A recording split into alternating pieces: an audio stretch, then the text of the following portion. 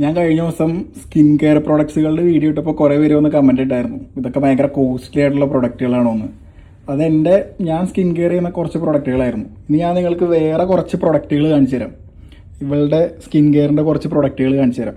ഞാൻ യൂസ് ചെയ്യുന്നത് സെറാവയുടെ face wash ആയിരുന്നു. ഇവള് യൂസ് ചെയ്യണത് റൗണ്ട് ലാബ് എന്ന് പറഞ്ഞിട്ടൊരു സാധനത്തിൻ്റെ ഫേസ് വാഷാണ്. ഇതിൻ്റെ റേറ്റ് എത്രയാണ്?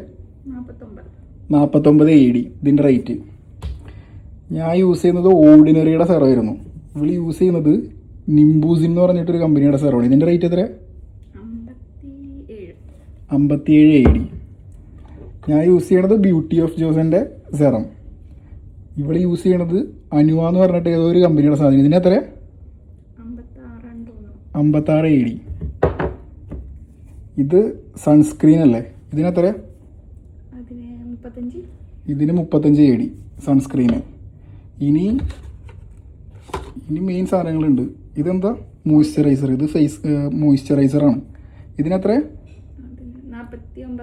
ഇതിന് 50 AD. അത് തേക്കാൻ സെപ്പറേറ്റ് സ്പൂണൊക്കെ ഉണ്ട് ഇതിനകത്ത്. ഇത് ലിപ് ബാമാണ്. ഇതിനെത്ര? ഇതിന് രണ്ടിനും കൂടി ഇതിന് 93 AD. ഈ ചെറിയ സാധനത്തിന് 93 AD. ഈ ലിപ് ബാമിന്.